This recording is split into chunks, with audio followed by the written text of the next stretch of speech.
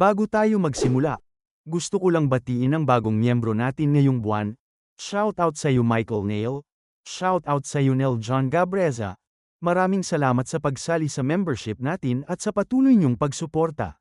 Dito muna tayo sa gitna ng isang napakalupit na pangaral sa loob ng hardin ng Demon Cult. Sa ilalim ng mapanuring mata ng absolute ruler na si Lee Cheon-sang, ang ating bida na si Sorayang ay pormal nang ang nahaharap sa katotohanan sa likod ng kanyang hindi naghihilom na sugat. Sa tindi ng Nine Depths Demonic Arts, isang dambuhalang sikreto tungkol sa kaibuturan ng isang demonyo ang pormal na isiniwalat ng Demon Lord. Wika ng Demon Lord, nakalimutan mo na kung saan ka nagsimula. Napaisip ang ating bida, kung saan ako nagsimula. Kaninong boses ito? Ito ba ang aking middle dantian? Sumagot ang Demon Lord habang nakatanaw sa malayo, para itong isang swordsman na nakalimutan kung paano humawak ng tama sa kanyang espada. Ang iyong internal wound ay hindi naghihilom dahil mayroong ibang martial arts na nakahalo sa Nine Depths Demonic Arts. Sumagot si Sorayang habang nakatingin sa likod ng Demon Lord, dahil ba ito sa Nine Depths Demonic Arts? Pinaliwanag ng Demon Lord ang buong detalye tungkol sa sining. Wika nito, kung ang Extreme Divine Arts ay tumatalakay sa Upper Dantian, ang Extreme Demonic Arts naman ay tumatalakay sa pagbubukas ng Middle Dantian. Ang Middle Dantian ang may kontrol sa 5 hangarin at 7 emosyon. At dito na inisa-isa ng Demon Lord ang mga emosyong nagpapatakbo sa madilim na sining na ito. Saya, hangarin, galit, puot, lungkot, pag-ibig, takot. Dagdag pa ng Demon Lord, kailangan ng matitinding emosyon bilang gasolina para lubos na magamit ang demonic arts. Kalmadong sumagot ang ating bida, alam ko rin yan. Pinaliwanag ng Demon Lord ang ginagawa ng ating bida, gayunpaman, gumamit ka ng teknik para lumaban at magpagaling ng magkaiba. Iyan din ang dahilan kung bakit napakaraming maruming chi ang lumalabas mula sa paligid ng iyong puso at baga. Iyan ang rehiyon ng Middle Dantian. Hindi mo maayos ang iyong problema sa pamamagitan ng pagtutuon ng iyong atensyon sa lower at upper dantian. Sa madaling salita, hindi ko masasabing isa kang tunay na demonic martial artist. Isang nakatutulig na realisasyon para sa ating bida. Literal na napatigil si Sorayang nang mapagtanto niya ang dambuhalang pagkakamali sa kanyang pag-unawa sa sining na itinuro sa kanya. Ang Walking Calamity ay pormal nang ang nakatikim ng matinding sampal ng katotohanan mula sa kanyang master. Bumalik ang eksena sa kasalukuyan na nasa harden ng palasyo. Paliwanag pa ng Demon Lord, ang kahulugan ng Ultimate Demon ay nasa pangalan nito. Ito ang Ruruk, ang peak ng demonic arts. Dapat mong gawin ang lahat bilang isang demonic martial artist. Hindi mo pwedeng subukang gamutin ang iyong mga sugat gaya ng ginagawa ng mga Buddhist martial artists dahil lang kumuha ka ng inspirasyon mula sa kanila para baguhin ang iyong Nine Depths Demonic Arts. Isang napakalupit na ultimatum. Sa pag-init ng Nine Depths Demonic Arts sa loob ng kanyang katawan, kailangang piliin ni Sorayang kung mananatili siyang bilang isang dating assassin o yayakapin ang kanyang tadhana bilang isang tunay na demonyo ng cult. Dagdag pa ng Demon Lord habang nagsasali ng alak, para maging isang Diyos, kailangan mo munang maging tao. Hindi ko alam kung nagnanais kang maging Diyos, pero hindi mo matatakasan ang mundo ng pagkatao kung hindi mo patunay na nalulunod ang iyong sarili sa 5 hangarin at 7 emosyon. Dapat kang magalit, dapat kang tumawa at umiyak. Ang tanging matapat sa kanilang emosyon ang siyang pinakamagandang tao. Upang makamit ang pagka-Diyos, kailangan mo munang makamit ang pagkakaisa bilang isang tao. Wika ng ating bida sa kanyang isip habang nakahawak sa kanyang baba, kakaiba. Ang martial theory na sinasabi sa akin ni Lee Cheon-sang ay napakahawig sa orthodox Murim. Marahil ang lalaking ito ay tunay na ngang nakarating sa true eternal convergence. Wika ni Sorayang habang hawak ang kanyang mangkok, nagpakita ako ng medyo nakakadismayang panig ng aking sarili sa inyo. Simula ngayon, pero bago pa man matapos ng ating bida ang kanyang sasabihin, pinutol na ito ng Demon Lord at sinabi, hindi ako kailanman tumanggap ng disipulo na nagkamali ng 2 beses. Asar na wika ng ating bida sa kanyang isip, muntik na akong matouch, kaya bakit kailangan niya palaging sirain ang sandali? Itinaas ng 2 ang kanilang mga mangkok para sa isang toast sa gitna ng katahimikan. Ang alak na dumadaloy ay tila selyo ng kanilang ugnayan bilang master at disipulo. Utos ng Demon Lord, uminom ka. Wika ng ating bida, mas malakas ang Beast Palace kaysa sa akin. Natalo na sana ako kung hindi dahil sa aking psychological tactics. Paliwanag ng Demon Lord sa kanyang pananaw, ang mga master ng Outer Wall ay maihahalin tulad sa Great Nine Demonic Elders. Naging posible para sa iyo na manalo dahil sa pagkakaiba sa martial arts. Kung natutunan niya ang demonic arts, mas nahirapan ka sana ng husto. Literal na inubos ng Demon Lord ang lahat ng kanyang alak sa isang lagukan at marahang ibinaba ang kanyang tasa sa mesa. Isang dambuhalang presensya ang pormal na bumabalot sa bawat salitang kanyang binitawan habang tinititigan ang ating bida. Seryosong wika ng Demon Lord habang nakatitig sa ating bida, gusto kong marinig ang nangyari sa Nanman ng direkta mula sa iyo. Dahan-daang naglakad ang dalawa sa paligid ng hardin habang pormal na ipinapaliwanag ng ating bida ang bawat detalye ng kanyang misyon. Mula sa masukal na gubat ng Yunnan hanggang sa pagbagsak ng Southern King, walang pinalampas si Sorayang sa kanyang ulat. Wika ng Demon Lord, ganun ba, yun pala ang nangyari. Nagtanong si Sorayang, hindi ba ito kakaiba? Napaisip ang Demon Lord at nagtanong, ang alin? Paliwanag ng ating bida habang sinasalaysay ang mga pangyayari, ang teknik na ginamit niya na katulad ng essence-absorbing demonic arts. Sinipsip niya ang life essence ng kanyang mga disipulo para palakasin ang kanyang sarili. Bago tayo pumunta sa usaping moral, nakakakita ako ng mga kakaibang martial arts na tulad niyan kamakailan. Hindi ko makuha kung bakit nila ginagawa ang mga ganyang bagay. Sumagot ang Demon Lord habang nakatanaw sa malayo, nakikita mo itong kakaiba. Nagtaka ang ating bida at nagtanong, hindi ba niyo iniisip na ganoon nga? Sagot ng Demon Lord, kung sa tingin mo ay kakaiba yan, ganoon din ang masasabi para sa iyong martial arts. Naguluhan si Sorayang at Winika, pero hindi ako kailanman sumipsip ng life essence ng ibang tao. Paliwanag ng Demon Lord, sa halip, sinipsip mo ang spiritual bamboo ng Solitary Bamboo Grove.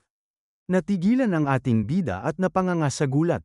Wika ng Demon Lord, ang mga cultivation techniques ay isang paraan para i-detoxify ang iyong katawan habang pinapaikot ang chi ng kalikasan sa iyong buong katawan.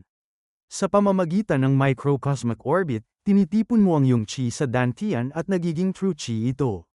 May mga hayop, puno, at tao sa dakilang kalikasan na ito. Dagdag pa ng Demon Lord habang pinagmamasdan ang kalikasan, sa madaling salita, ang lahat ay nagsasanay ng martial arts sa parehong paraan.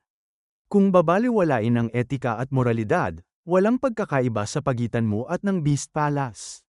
Sa huli, sa halip na ang paraan kung paano ka lumalakas, ang kahalagahan ay nasa katotohanang ginagawa mo ito ng tuloy-tuloy.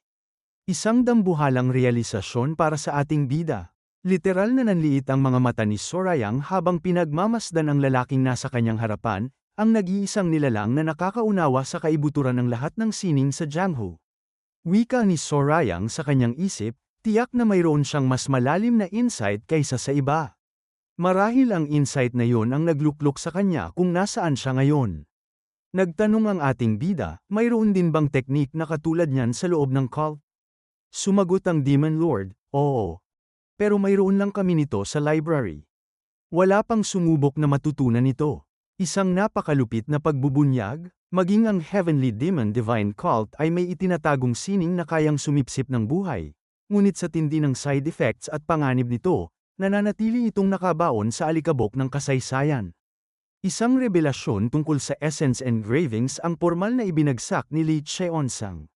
Nagtanong ang ating bida, bakit? Sumagot ang Demon Lord habang nagpapatuloy sa paglalakad, dahil tiniyak ko ito. Ang essence engravings ay hindi isang teknik na bumabagay sa demonic arts. Wika ng ating bida sa kanyang isip, karaniwan naging tinatawag na demonic arts ang mga teknik na kumukuha ng inner energy mula sa iba, pero ang essence engravings ay hindi pala bagay sa demonic arts.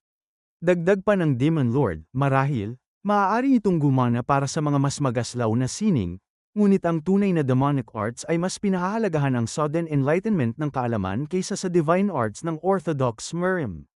Natigilan ang ating bida at Winika sa kanyang isip, sudden enlightenment.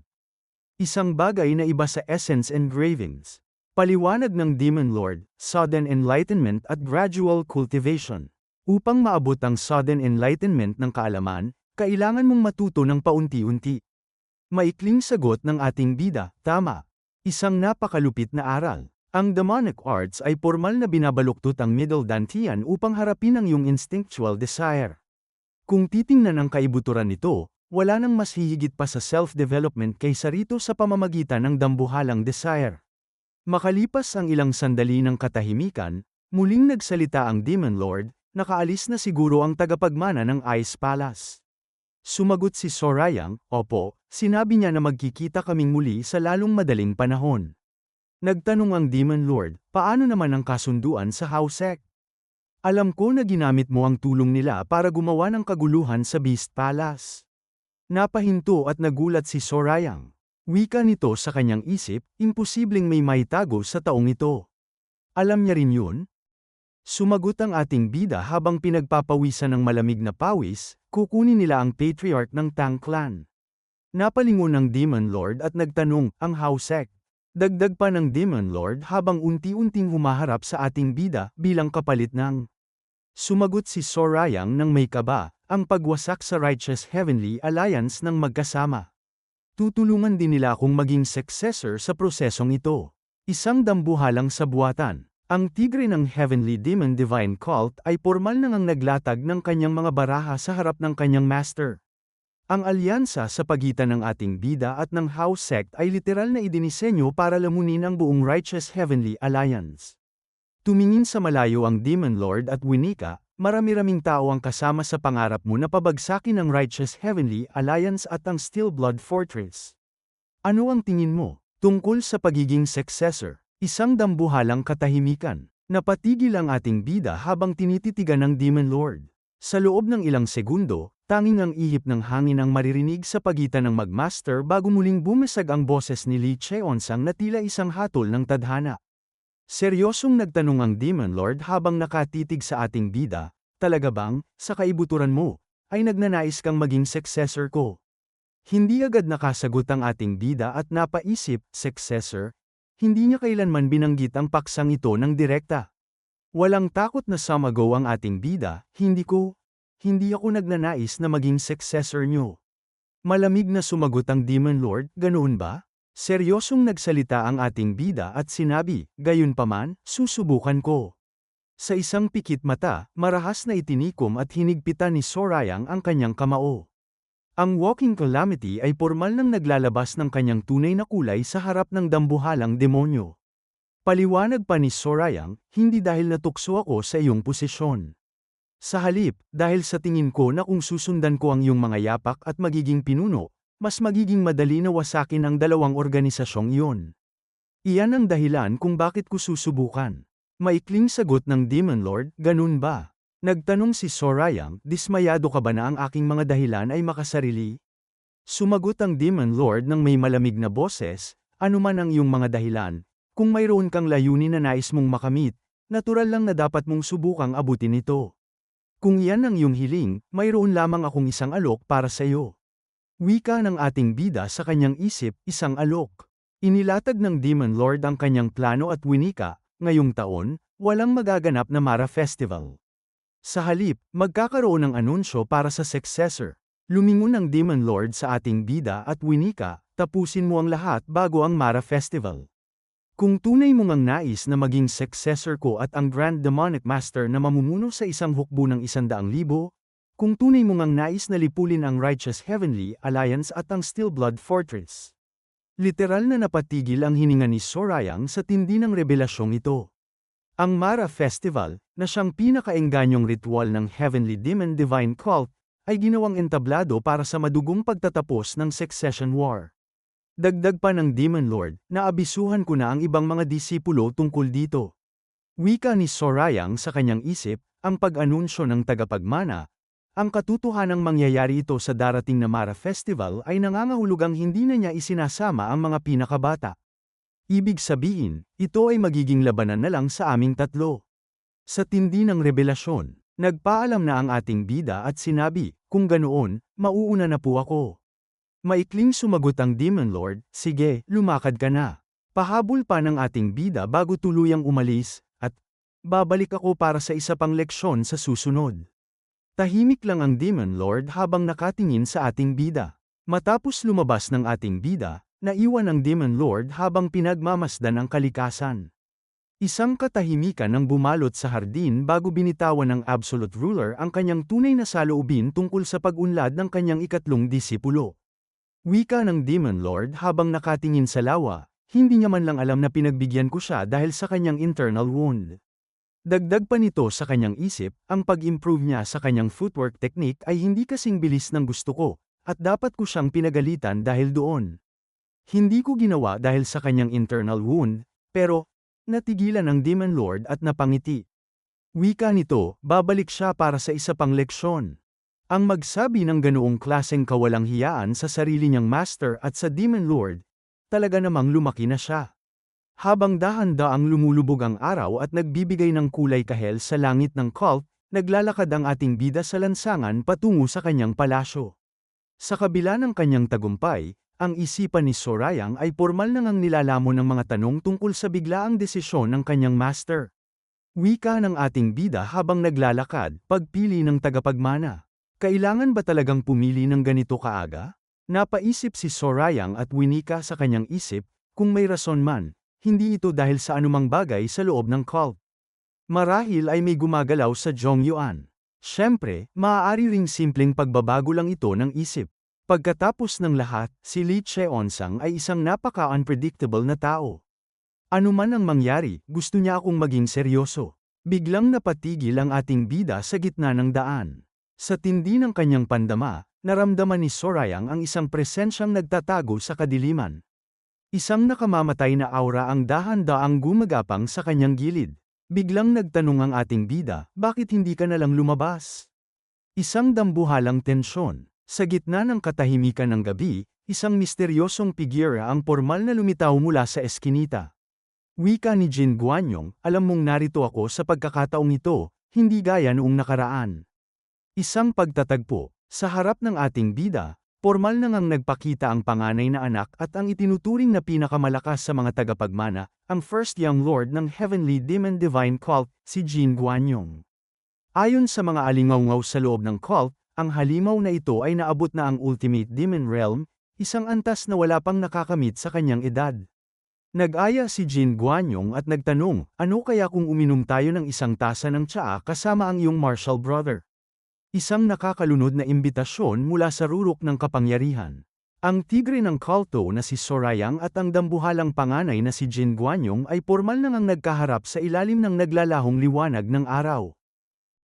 Tanong ni Jin Guanyong, nabalitaan ko nakakabalik mo lang mula sa Yunnan. Gusto mo bang uminom ng isang tasa ng tsaa kasama ko kung may oras ka? Kalmadong sumagot ang ating bida, hindi naman mahirap yan, pero biglaan naman ito.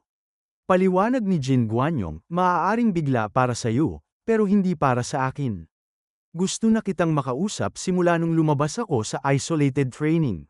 Sumagot ang ating bida pero may kapalit, sige. Pero mayroon akong hihilinging pabor sa iyo. Mas mabuti kung ituturing mo itong bayad para sa tsaa. Nagtanong si Jin Guanyong, pabor. Ano yun? Isang dambuhalang hamon sa gitna ng katahimikan. Sa isang pikit mata, itinaas ng ating bida ang kanyang kamay habang pormal na naglalabas ng isang nakamamatay na hamon. Ang Demon King ay nag-uumpisang maglabas ng kanyang nakakangilabot na intensyon sa harap ng panganay na anak. Naghamon si Sorayang, maglaban tayo. Naningkit ang mga mata ni Jin Guanyong at winika sa kanyang isip dito. Ano ba ang iniisip niya? Nagtanong si Jin Guanyong upang kumpirmahin ang alok, gusto mong magkaroon ng duel dito mismo? Mabilis na sumagot ang ating bida, oo, bakit hindi? Wika ni Jin Guanyong, bakit? Maaari mo namang bayaran ang tsaa sa ibang paraan. Desmayadong sumagot ang ating bida, mayroon kasing martial technique na gusto kong subukan. Sayang naman. Isang napakalupit na pagyayabang. Ang ating Demon King ay tila ginagawa na lamang na testing ground ang pinakamalakas na tagapagmana ng cult. Ramdam ni Jin Guanyong ang dambuhalang presensya na lumalabas mula kay Sorayang, isang presensya na hindi niya inasahang makikita sa kanyang martial brother. Nagtanong si Jin Guanyong, martial technique na gusto mong subukan? Kumunat ang noo ni Jin Guanyong at nainis sa narinig mula sa kanyang kapatid. Wika nito sa kanyang isip, hinamon niya ako para lang subukan ang kung anong teknik. Napakayabang niya. Seryosong winika ni Jin Guanyong. Hiniling ko sa Internal Enlightenment Facility Master na pabakantihan ang Xenia Pavilion. Dapat ay handa na ito ngayon. Gulat na nagtanong si Sorayang, pinabakantihan mo ng isang buong pavilion para lang uminom ng tsaa kasama ako? Duda ng ating bida sa kanyang isip, tiyak na mayroong mangyayari doon. Nagtanong si Jean Guanyong, may problema ba? Sumagot ang ating bida na tila ba wala nang magagawa, wala. Dahil napabakantihan na ito, hindi na kita pwedeng tanggihan.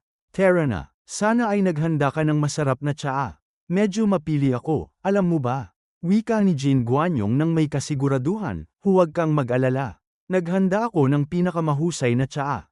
Isang nakakalunod na imbitasyon. Habang ang Mara Festival ay formal nang ang inunsyo ng Demon Lord bilang ang araw ng pagpili sa tagapagmana, ang dalawang pinakamalakas na kandidato ay maghaharap sa loob ng Xenia Pavilion. Lumipat ang eksena sa tahanan ng ating bida. Habang ang Demon King ay abala sa pakikipag-usap sa kanyang kapatid, ang kanyang mga tauhan ay nagkakagulo sa tindi ng luto ng ating nag-iisang si Anghua. Namangha si Yu Hungrion at Winika, wow, napakabango naman ito. Hindi ko na mapigilan, pakatikim naman kahit isang piraso lang. Gulat na sumagot si Anghua, hindi. Para ito sa panauhin. Asar na nagtanong si Yu Hungrion, ikaw na maliit na squirrel. Hindi ba't panauhin din naman ako? Lumingon si Anghua at malamig na winika, subordinate ka ng young master. Kaya hindi.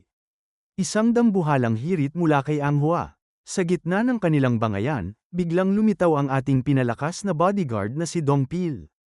Hawak ang kanyang Silent King sword at ang bagong kapangyarihang dumadaloy sa kanyang mga ugat. Formal niyang inawat at hinawakan ang nagwawalang squad leader para itigil ang gulo sa kusina. Sigaw ni Yu Hungrion, ano? Ano ang sinabi mo sa akin? Pero ang katulong ay tila walang naririnig. Wika ni Dongpil habang hawak-hawak ang squad leader, halika na sa labas. Tama na yan.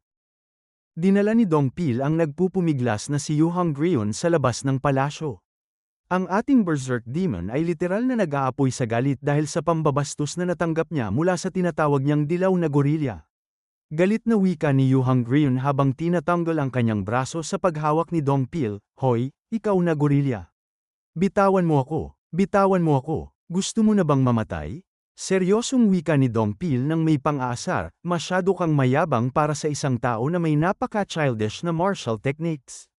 Isang nakatutulig na insulto, literal na napatigil ang mundo ni Yu Hungrion sa tindi ng gulat. Sa unang pagkakataon, ang bodyguard na akala niya ay basta-basta lang ay formal nang ang nagpakita ng isang hindi natitinag na kumpiyansa. Wika ni Yu Hungrion, oho? Punong-puno ka ng kumpiyansa. Tahimik lang na nakikinig si Dongpil. Upang masubukan ang yabang ni Dongpil, biglang naghamon si Yu Hungrion at Winika, ngayong naiisip ko, hindi pa tayo nagkakaroon ng isang formal na laban, di ba? Sige, ipakikita ko sa iyo kung sino ang boss. Hinawakan ni Yu Hungrion ang kanyang espada sa kanyang likod habang ang kanyang demonic aura ay formal nang sumasabog. Ngunit hindi nagpatinag si Dongpil, dahan-dahan niyang binunot ang kanyang maalamat na Silent King sword na tila handang lamunin ang sinumang haarang. Matapang na sumagot si Dongpil, sige, handa akong lumaban anuman ang oras. Habang naghahanda ng isang dambuhalang salpukan ang dalawa sa labas, dito muna tayo sa loob kung saan ang panauhin mula sa Northern Sea na si Yu Sangrin ay formal nang hinaharap ang dambuhalang handog ni Anghua. Isang napakaraming pagkain ang nakalatag sa mesa na yayanig sa kanyang rasyonalidad. Namangha si Yu Sangrin at Winika, wow, napakaraming pagkain ito. Wika ni Anghua, sana ay magustuhan mo ito. Wika ni Yu Sangrin sa kanyang isip habang sinisimula ng kainin ang inihanda ni Anghua. Pumunta ako agad sa Heavenly Demon Divine Cult sa oras na mapalaya ako mula sa Beast Palace. Ginawa ko ito sa ilalim ng pagpapanggap na ako ay panauhin ng ikatlong Young Lord. Pero maaari akong maging hostage uli depende sa kanyang desisyon. Hindi ko dapat ibaba ang aking pag-iingat, ngunit bago pa matapos ang kanyang malalim na pag-iisip, literal na napatigil ang mundo ni Yu Sangrin. Sa unang subo pa lang, ang lasa ng pagkain ni Anghua ay formal nang sumabog sa kanyang panlasa. Isang dambuhalang sorpresa na nagpatigil sa lahat ng kanyang pag-aalala. Napalingon si Yu Sangrin sa katulong at pinuri, napakasarap nito. Napaka-juicy ng karne. Napakahusay mo. Wika pa ni Yu Sangrin habang walang tigil sa pagsubo ng pagkain, talagang magaling kang magluto. Nakapunta na ako sa ilang sikat na lugar sa North, pero wala sa kanila ang kasing sarap nito. Tuwang-tuwa naman na sumagot si Anghua, salamat po. Masaya ako at nagustuhan nyo. Pagtataka ni Yosan Green sa kanyang isip, ang lugar na ito ay parang puno lang ng mga kontrabida mula sa buong mundo, pero ang mga taong ito ay napakabait. Nagtanong si Yosan Green matapos maubos ang kanyang pagkain, maaari pa ba akong humingi ng isa pa? Napatulalang sumagot si Anghua, ulit. Nakakalimang plato ka na. Habang nagkakagulo sa kusina, lumipat naman tayo sa labas kung saan ang dalawang dambuhalang tigre ng kulto ay pormal nang naglalakad patungo sa isang tea house. Ang usapan ay dahan-daang napupunta sa pinakamisteryosong disipulo ng Divine Cult. Tanong ni Jin Guanyong sa ating bida, nabalitaan mo na ba ang tungkol sa panglima? Mabilis na sumagot si Sorayang, tungkol sa alin? Paliwanag ni Jin Guanyong na wala siyang pakialam sa pagiging successor. Wika ng ating bida sa kanyang isip, binabanggit niya ang paksang ito. Dagdag pa ni Jin Guanyong, ganoon na talaga siya palagi, tanging martial arts lang ang pinahahalagahan. Sa kabila ng pagiging pinaka-talented sa loob ng cult, wala siyang pakialam sa kapangyarihan o politika. Naging mapagbantay ako kay Soyuon. May mga tao na naniniwala na gaano man ka-talented ang isang babae, hindi siya dapat maging cult leader, pero iyon ay isang katawa-tawang kaisipan. Isang dambuhalang prinsipyo mula sa rurok ng kapangyarihan. Sa loob ng Heavenly Demon Divine Cult, ang lahat ay pormal na hinuhusgahan batay lamang sa kanilang kakayahan at sining, at hindi sa kasarian o antas ng lipunan. Ang Mara Festival ay pormal na ngang nagiging entablado para sa isang labanang walang kinikilingan kundi ang purong lakas ng lahat. Sa ilalim ng malamig na presensya ng dalawang successor candidates, ang bawat salita ay tila isang talam na sumusuri sa kaluluwa ng bawat isa. Wika ni Jin Guanyong habang tuloy lang sa paglalakad, ang cult leader ay isang nilalang na pinagpala ng Heavenly Demon Mara at nagsasagawa ng kagustuhan ng Divine. Walang kahulugan ang kasarian sa harap ng Diyos, kaya walang dahilan para ang isang babae ay hindi maging cult leader. Ang ikaapat na Heavenly Demon ay isa ring babae noong una. Hindi ko iniisip na ang talento ni Soyuon ay mas mababa kaysa sa kanya. Gayunpaman, sinabi niya na wala siyang interes na maging successor at napanatag ang loob ko nang marinig yun. Wika ng ating bida sa kanyang isip, ibig sabihin, talagang gusto niyang maging successor. Kalmadong sumagot si Sorayang, matapat ka. Biglang huminto si Jin Guanyong sa paglalakad at winika, wala nang dahilan para magtago pa ng mga bagay ngayon. Simula nang maging disipulo ako ni Master, nagsumikap ako para maging isang Diyos. Natural lang na hindi ko gusto ang pagkakaroon ng kompetisyon. Sa puntong yun, hindi ko masasabing tinatanggap ko ang iyong presensya dahil isa kang kompetisyon. Nawala ang lahat ng iyong martial arts dahil sa chi blockage, pero sa loob lang ng 2 taon, naabot mo na ang realm na ito. Nagawa mong maging ganito kalakas sa kabila ng hindi pagiging kasing talented ni Soyuon. Hindi ko makita kung paano ito naging posible. Sumagot si Sorayang habang nakatanaw lang sa kawalan, nakadepende ang lahat sa kung paano mo tinitignan ang mundo. Ang isang tao ay maaaring matuto ng marami mula lamang sa nararanasan at nasasaksihan sa pang-araw-araw na buhay, habang ang isa naman ay kailangan pang mapunta sa bingit ng kamatayan para matuto. Sumang-ayon naman si Jin Guanyong, tama ka. Kung ganoon, paano naman para sa'yo? Maikling sagot ni Sorayang, ano? Isang nakakalunod na pagtatanong. Ang unang Young Lord, na sinasabing naabot na ang rurok ng Ultimate Demon Realm, ay pormal na ngang sinusuri ang kaibuturan ng ating Demon King. Sa harap ng Marangyang Xenia Pavilion, ang ating bida na si Sorayang ay pormal na ngang hinarap ang dambuhalang presensya ng unang Young Lord. Nilinaw ni Jin Guanyong ang tanong, alin sa mga yon ang masasabi mong katulad mo? Isang dambuhalang katahimikan ang bumalot sa paligid. Marahas na itinigom ng ating bida ang kanyang kamao habang ang kanyang mga mata ay pormal na nagliliyab sa tindi ng kanyang determinasyon. Buong tapang na ipinaliwanag ng ating bida, lagi akong natututo. Kahit paglalakad lang, paghinga, o pagkain, lahat ay isang pagkakataon para matuto. Bukod doon, ang isaalang-alang na gusto mong pumunta partikular sa Xenia Pavilion, lumingon ang ating bida sa likod bago muling tumingin ng diretsyo sa mga mata ni Jin Guanyong. Sa isang pikit mata, pinakawalan ni Sorayang ang kanyang dambuhalang chi. Ang nakakangilabot na pressure ay bumalot sa buong eskinita, yayanig sa rasyonalidad ng sinumang nakasaksi. Dagdag pa ni Sorayang, ay ginagawang aktibo ang aking demonic energy. Sandaling natigilan si Jin Guanyong at winika, naiintindihan ko na. Ang kagustuhang makipaglaban sa isang taong nakaabot sa Ultimate Demon Realm para lang sumubok ng isang bagay, ibig sabihin niyan ay ang sarili mo lang paglago ang iniintindi mo. Ano man ang maging kinalabasa o sino man ang maging kalaban. Bahagyang napangiti si Jin Guanyong, wika ng ating bida sa kanyang isip, nagdesisyon na siya. Napatayin ako. Literal na naramdaman ng ating bida ang dambuhalang pagbabago sa aura ni Jin Guanyong. Ang unang Young Lord ay pormal na ngang naglabas ng kanyang nakamamatay na intensyon. Ngunit sa halip na matakot, ang ating Demon King ay nanatiling kalmado habang inilalatag ang kanyang sariling alas.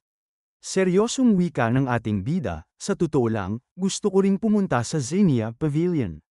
Curious din ako na makita kung ano ang inihanda mo para sa akin, pero may pamilya ako. Hindi ako dapat kumuha ng napakaraming panganib. Siguro, pupunta ako kung kasama ko si Dongpil, pero busy siya ngayon. Kaya nag-imbita na lang ako ng iba. Ayos lang ba? Nagtanong si Jin Guanyong, sino ang inimbita mo? Mula sa anino ng gabi, isang dambuhalang presensya ang dahan-daang lumitaw. Isang figura na kinatatakutan maging ng mga pinakamatatapang na miyembro ng cult ang pumasok sa eksena. Sumagot si Sorayang, iniisip ko kung maabot ko ba sila gamit ang frequency whispering technique dahil napakalayo nila. Pero mukhang gumana naman ito. Nagulat si Jin Guanyong at napalingon sa kanyang likod. Wika ni Jin Guanyong sa kanyang isip, ang Penal Lohol Master. Dagdag pa ng ating bida habang pinagmamasdan ang dalawa, sigurado akong kilala nyo ang isa't isa. Bumati si Gogo, matagal na rin nung huli tayong nagkita. Nagtaka si Jin Guanyong at nagtanong, nagmamadali kang pumunta rito dahil lang tinawag ka ng pangatlo.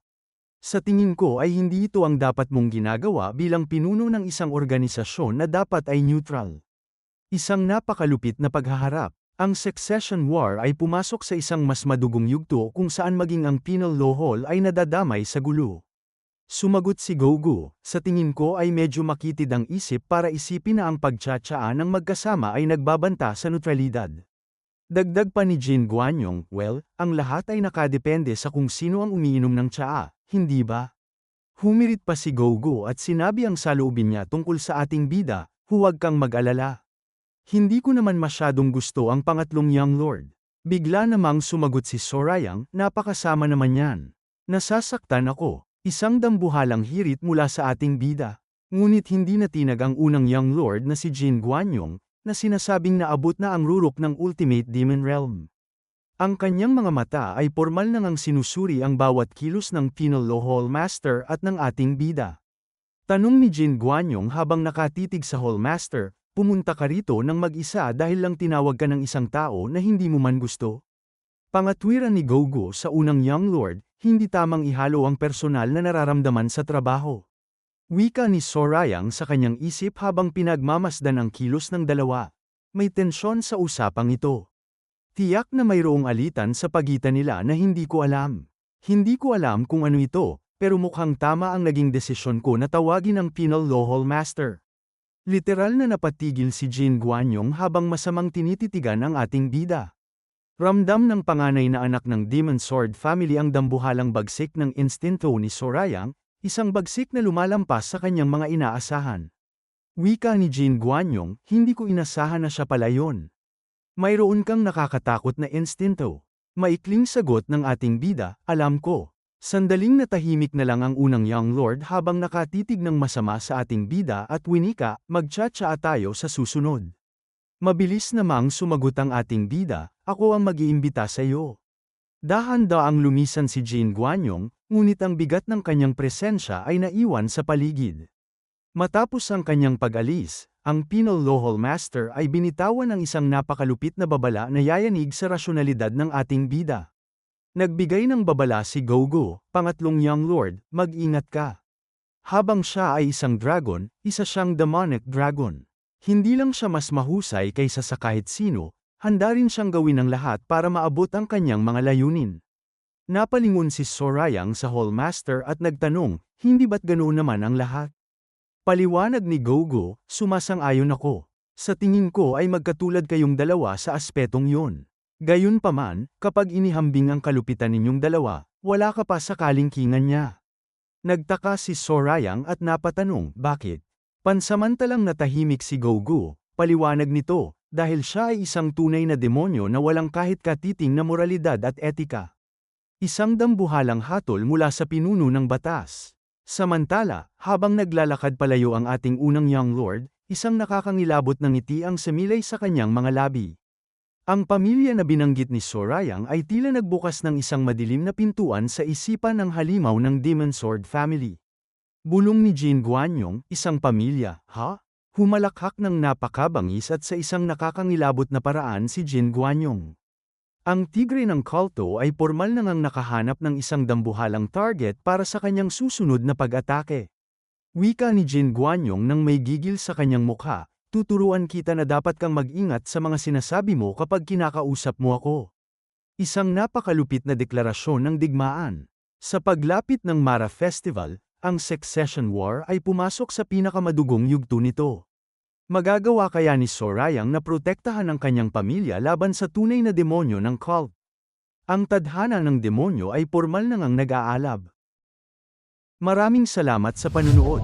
Kung nag-enjoy kayo, click nyo naman ang like button at mag-subscribe para lagi kayong updated sa mga uploads namin.